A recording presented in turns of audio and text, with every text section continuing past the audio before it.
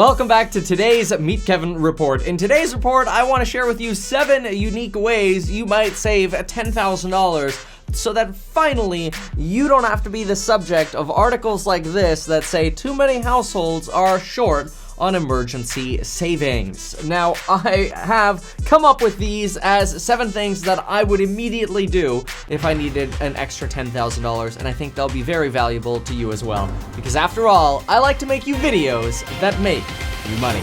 Let's get right into it. And quick reminder, the 23% off coupon code for the in-person events and online courses, some with live streams, does expire October 31st. That's the night of Halloween. See you there. Now, if I needed some extra money, the very first thing I would do would be a twist on something popular that's already done. A lot of people already Airbnb out a room and make anywhere between an extra $500 to $1,000 per month just renting out an extra room. Obviously, some of your pay has to do with how nice of a host you are. If you're a little bit of a, a D, then you're probably not gonna get good reviews. Anyway, the twist is you rent out an awesome couch. There's somebody in Ventura, California, in my neighborhood, who rents out a couch for $55 per night, and let's say he just rents out this awesome couch 10 times per month. That's a solid additional $660 per year, and even after taxes and expenses and fees, he's probably easily netting $500 a month doing virtually nothing. Every time he gets paid, though, he's got to make sure this extra bonus money goes into a separate savings account. In fact, for all of the other 6 methods I'm about to describe, make sure that when you do save extra money, you get it out of sight, out of mind. The worst place to have your emergency fund is in that bank account you log into every single day. Most people have like a Chase or a Wells Fargo or Bank of America, and they open up their app and they see money coming in, money going out, they get paid, they pay rent, and they see this all the time.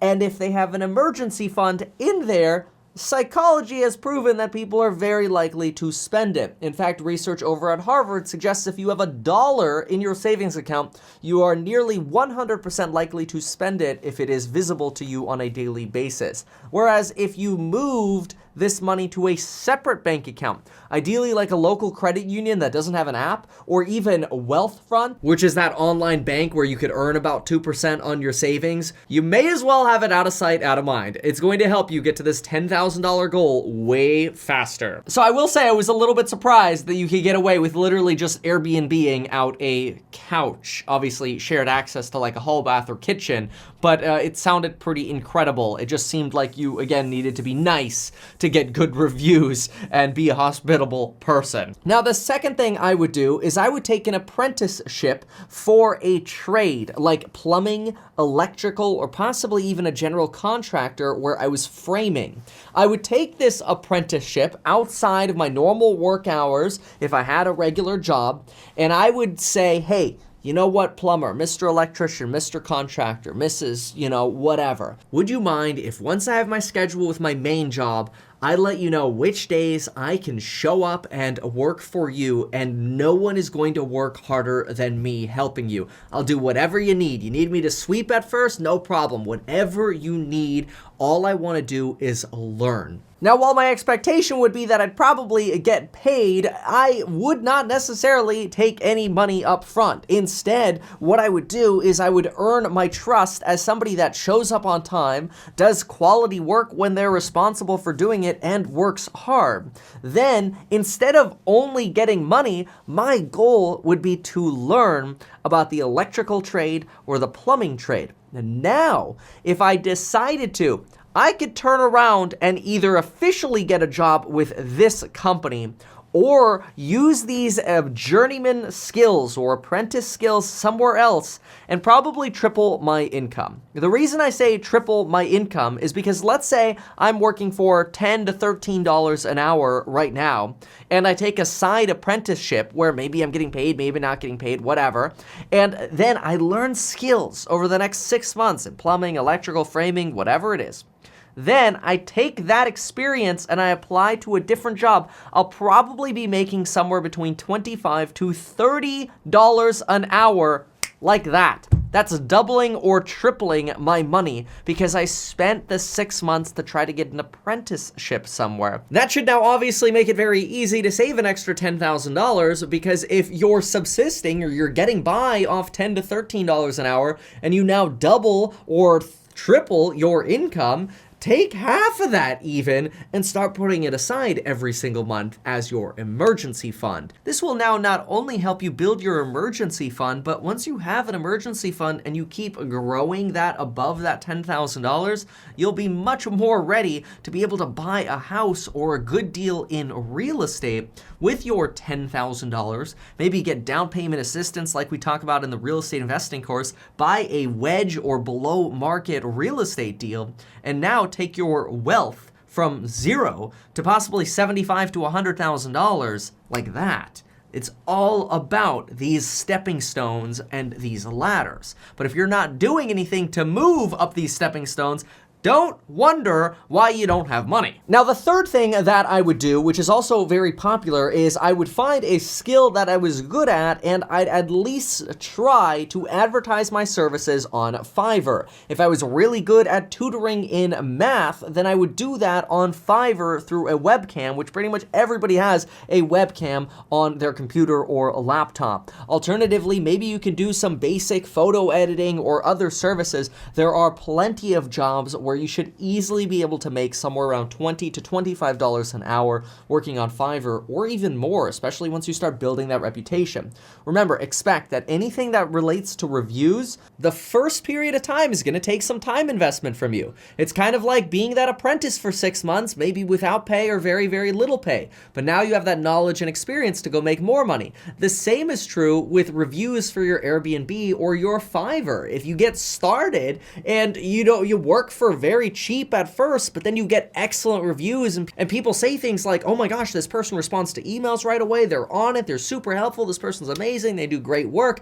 Now you can start raising your prices, make more money, save up to that $10,000. The fourth thing that I would do is I would consider entering the interior photography and 3D scanning space for real estate. I've talked about this before, but now you could literally take an iPhone and use the iPhone camera to scan the interiors of properties, which is absolutely mind-blowing to me. If you didn't have a higher-end iPhone or Android, you could spend somewhere between $300 to $400. I've got a 3D camera linked down below, which will work with the Matterport 3D scanning service, and you could offer these scans to a host of people, even outside of the real estate industry. For example, industries currently getting into 3D scanning, which means there'll be a whole lot more demand for these services, construction, and insurance restoration. Think about this. You got a plumbing leak or fire damage, somebody comes and 3D scans it. Now the insurance company doesn't have to send out a claims adjuster anymore, and they can constantly reference this file. Also, for interior photography, like still images, you could rip still images from your 3D tours, or if you wanted to use like a Canon 70D or 60D, which you could get very inexpensively, a link if you used models down below, they'll work fine. Just put on a wide 10 to 22 EOS lens and you're good to go. You'll be able to make a good living just doing photography. In terms of learning the skill, just go on YouTube and search for this person, Photo Sarge. You don't have to pay for anything. I've got his channel linked down below as well, but that's how I learned my interior photography skills, and I used to shoot every single one of my real estate listings because obviously I'm a real estate broker and I have real estate educational courses linked down below, like the property management do-it-yourself course, the agent sales course, or the investing course, which shows you how to go from $0 to millionaire no matter what your income is, and the newly announced personal finance course. Now, I think I'll be chastised for not mentioning it, but obviously there's money to be made driving Uber or delivering through Uber Eats or DoorDash. However, I'm not the biggest fan of this because it doesn't teach you skills that can become profitable in the future. This is why I much prefer Fiverr, the 3D scanning, the photography, or the apprenticeship method. But I will mention it because obviously it's a good way to earn extra cash. Just make sure the extra cash that you make, you take that money and save it. Which that leads to the sixth way to earn extra money and to build that $10,000 emergency fund is try to build an overtime portfolio with the workplace you work at. That is, you already have your job, you've already got your responsibilities and your duties. You may as well ask your manager, hey, what would it take for me to get into the overtime realm? Now, usually they don't like paying you overtime, but you'd be surprised if you're a solid worker and they need somebody to cover a shift really fast and you say, you know what, I don't care when it is, when you need coverage, when you need help, I will come in and I will work. And then you take this overtime pay, this spike in pay, and you save that. You'll do very well to get to your $10,000 goal pretty quickly. In fact, this LA Times article actually recommends, rather than trying to save every single month to get to your savings goal, which can be very hard if you're already living paycheck to paycheck, the other option is save your spikes in income. So when you do get that overtime shift, or you do come upon money during tax refund time, take that money, put it into the savings account. Again, just make sure it's not going where your everyday income and expenses are. That is the kiss of death. Now, the last thing I recommend you do is sell crap you have around the house that you're not using. You would be shocked how many people, no matter how much money you have or how much wealth you have a ton of stuff around the house or in the garage or in closets that they're not using that they could easily sell. The problem we have to get over is this feeling of, oh my gosh, well, what if I'm going to need it? Let me just share my personal experience with you. When I sell stuff I don't need anymore, probably 99% of the time, I never need it again. And I end up making so much money from selling, 100% of this extra stuff that I have, that I could just take a tiny little portion, rebuy that little 1% thing I needed again, or borrow it, best case scenario, or get something used, and I'm still way up money. So if you're in doubt, this car battery check tool kit might come in handy one day, bro, you probably got roadside assistance already included in your insurance anyway. Just sell it. Sell this extra stuff, take the extra cash, save it, build that emergency fund, and get to the place where you can get into home ownership, get into building a real wealth, and finally build skills that are going to set you up for success for the long term. So folks, there you have it. Thanks so much for watching. Really appreciate it. You're welcome to follow me on Instagram as well. Check out those links down below for the Amazon links to some of the products we talked about, the other channel, the 23% off coupon code, and hey, you know what? Any other links you might see there, like my link to Twitch and Twitter. See you around, and thanks again for watching.